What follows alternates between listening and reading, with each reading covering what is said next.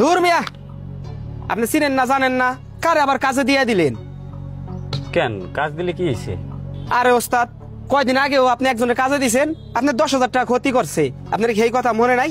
আবার এই জনের কাজে দিছেন, এখন এই জন্য কোন ক্ষতি করব আল্লাহ জানে। দেখ ভাই, কাজটাকে আমি এমনি এমনি দিছি, পরে কাজ না দিলে ওই বেটায় বিপদে পড়ে, আর কাজ দিলে আমি বিপদে পড়ি। কি করবো আমি বুঝতেছি না তো, এর লিগে আমি কাজ দিয়ে দিছি।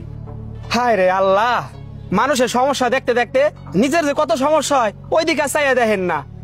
শোন ভাই, মনটা আমার এখানে এরকম হয়ে গেছে, মানুষের বিপদ দেখলে আর ভাল লাগে না, তাই সহ্য করতে পারি না। একটু সহ্য করতে হইবই ভালো কাজ করতে গেলে। যা কাজ কর ভাই। ওই মালিকে একটু বাহিরে ঘুরতে গেছে, ডুবাইতে গেছে বুঝছেন। ঠিক আছে, আমি কালকের ভিতরে